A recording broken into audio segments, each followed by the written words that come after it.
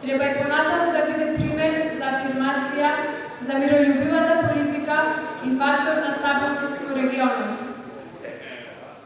Сега е времето да се направат вистинските заложби за цементирање на македонската стабилност и просперитет. Сега е времето кога политичките разлики, желбата за превласт и личните интереси треба да престанат, да бидат посилни од општиот интерес и човечкото достоинство.